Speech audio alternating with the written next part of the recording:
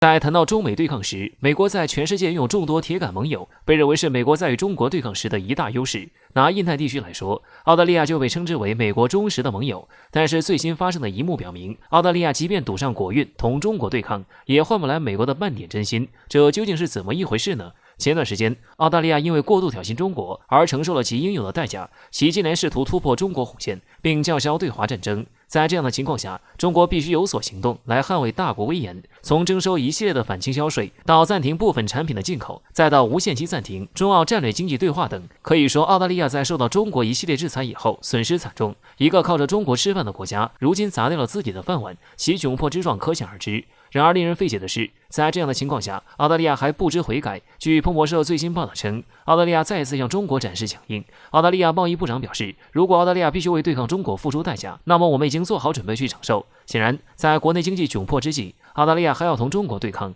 无疑是赌上了整个澳大利亚的国运。对于这样的举动，分析人士认为，这或许是澳大利亚为向美国表忠心的做法。但是美国真的值得吗？澳大利亚赌上国运，却遭到了美国的戏耍。长久以来，美国都坚定地奉行美国优先政策，也即时刻将美国的利益放在第一位，而澳大利亚等盟友不过只是美国用来对付中国的棋子罢了。日前发生的一幕，再次很好地印证了这一说法。在澳大利亚因为中国制裁而承受了巨大代价之际，美国却将澳大利亚惨痛的遭遇当成了福音，其迅速取代了澳大利亚对华贸易中的市场份额。近期，一艘装载13.64万吨煤炭的货船从美国出发开往中国，这也被认为是美国从东海岸发出的同类货物中最大的一批。这也足以见得，美国全然不顾盟友的死活，只想着如何使自己的利益最大化。只不过是因为这点经济利益，就能够看出美国的做法。按照这个趋势来看的话，一旦澳大利亚挑衅过头，同中国发生军事冲突，那么美国很大可能也不会帮，届时澳大利亚可就真成为了美国的弃子了。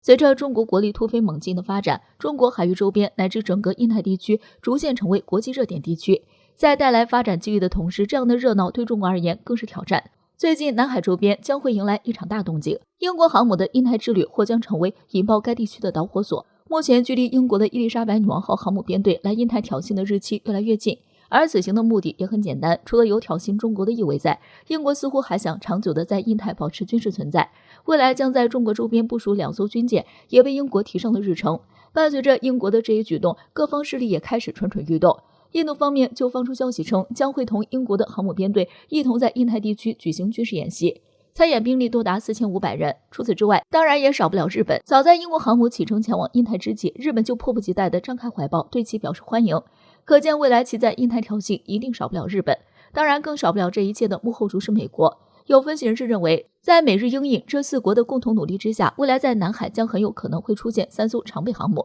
400架各式战斗机的画面，甚至还有可能组建联合舰队。更加险恶的是，这一阵仗可能还将持续壮大。日前，美国国防部长奥斯汀正在进行东南亚访问之旅，其将会访问新加坡、越南和菲律宾。早在这个消息公布之时，五角大楼就难掩其遏制中国的险恶用心。外界称之为这是一次久违的访问。我们知道，若不是因为中国，东南亚根本就入不了美国的眼。随着中国崛起步伐的加快，美国也开始加紧在印太拉起一张围堵中国的大网。此次被选中的就是这3国。从地理位置上看，这3国确实对遏制中国起到一定的作用。美国表示，越南越来越成为美国对华竞争中一支可以联合的力量，所以一旦美国此番访问达成一定的共识，那么未来在南海对抗中国的军事力量将会更多。而就在此时，菲律宾却率先站出来紧急降温，表示南海不太可能发生战争。我们知道，美国纠结如此多势力齐聚南海周边，必定会增大中美在南海的碰撞风险。碍于中国实力的今非昔比，如果美国等国挑起战端，其必将遭到解放军的坚决打击。对于这一点，或许菲律宾已经清楚，才会在美国防长访问之际紧急对华示好。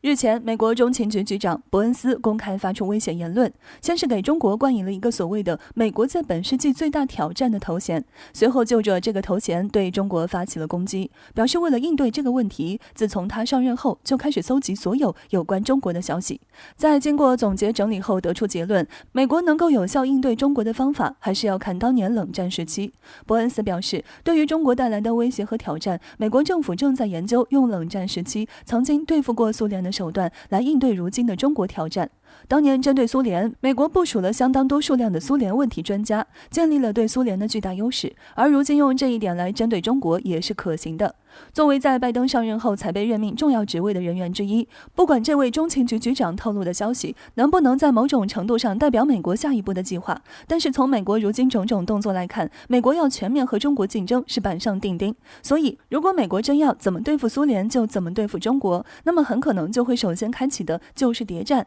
对此中国将如何应对？知己知彼，方能百战不殆。所以想要正确应对美国的动作，首先就要理解美国打算如何对中国出手。按照伯恩斯的说法，美国将会加大部署中国问题专家的手段，特别是部署更多的情报分析人员以及行动人员，提高美国的战略竞争力。简单的说，就是美国想要全面扩大部署在中国的间谍群体。说实话，在如今信息如此发达的时候，美国想要在中国部署间谍几乎是难以达成的。对此，其实伯恩斯也很清楚，他就提到了由于中国的智慧城市，美国在中国的行动难以展开，但是他却没有放弃这个计划，而是准备让美国整个情报界都转变策略。那么这个策略具体转向当然是没有透露的，但是从伯恩斯说的加强情报人员数量、专业技术以及说普通话的语言能力等信息来说，美国有可能会部署一支完全隐匿在网络中的情报队伍。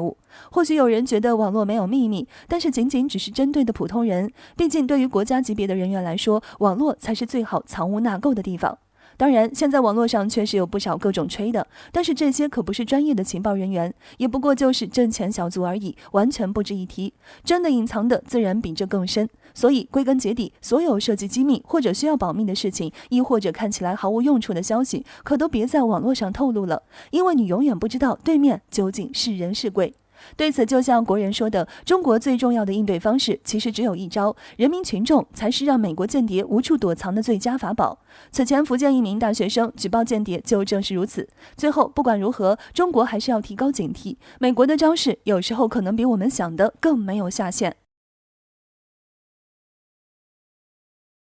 随即，美国为了遏制中国的发展，对中国制裁和打压的手段变幻莫测。拜登以为对中国使用美国惯用的老套路，就能够迫使我们屈服于他们的霸权，但没想到的是，中国已经变强大了，不愿意再受打压和制裁的委屈了。上周，美国财政部海外资产控制办公室对我国中联办7名官员以违反法治承诺为由发起了制裁，这其实就是一场毫无根据的恶意制裁。所以说，中国的反外国制裁法也不是跟你开玩笑的。据环球时报相关消息报道，为回应美国非法对我国7名官员无端无理由的制裁，美方对中国的恶意抹黑行为以及对中方商业环境的恶意抹黑，23号中方决定以反外国制裁法为根据，对美国前商务部长罗斯、美中经济与安全评估会主席卡罗琳·巴瑟洛缪等7名美国官员进行制裁。这是我国反外国制裁法成立以来首次动用，也引起了世界各国媒体的广泛关注。我国对此表示，中方坚决反对任何国家对中国无理由的制裁和恶意抹黑，任何外部势力对中国内政干涉的行为都只是浮游汉术，自不量力。有相关分析人士认为，美国一再的肆意践踏我国的底线，我们也是时候开始出击了。这次的罕见反击就是最好的见证，美国的试探已经到头了。对霸权主义国家讲再多都是没有用的，他们的目的就是对中国大力打压，迫使中国屈从。但是我们绝不吃你这一套，美国欺凌只不过是纸老虎，中国人民是不会被这样的恶行所吓倒的。反倒是美国打压的力度越大，中国的反抗就会越明显，而这样的行为只会彰显美国的愚昧和无知，影响自己在国际上的声誉，别无太多意义。对此，我国国际关系专家金灿荣也做出了解读。他认为，近期美国打压中国的手段变幻莫测，美国本就是想围绕台海问题与中国斗争，不论是制裁还是军事干扰，他们的目的就是为了压垮中国。所以我们在加大反制裁力度的同时，还要做好军事斗争的准备，这或许就是守好底线的唯一出路。虽说美国会时不时给中国释放一点友好信号，但是我们绝不能大意，美国一向狡猾凶险，所以不能保证他们随时可能翻脸不认人，拿稳手中的猎枪才是对付豺狼虎豹的有效手段。总而言之，中国已经不再是以前的中国了，东方巨龙已经苏醒。如果美国以及对中国有想法的西方帝国还不愿意认清现实，想尝尝解放军的子弹和炮弹的味道，那你就来试试。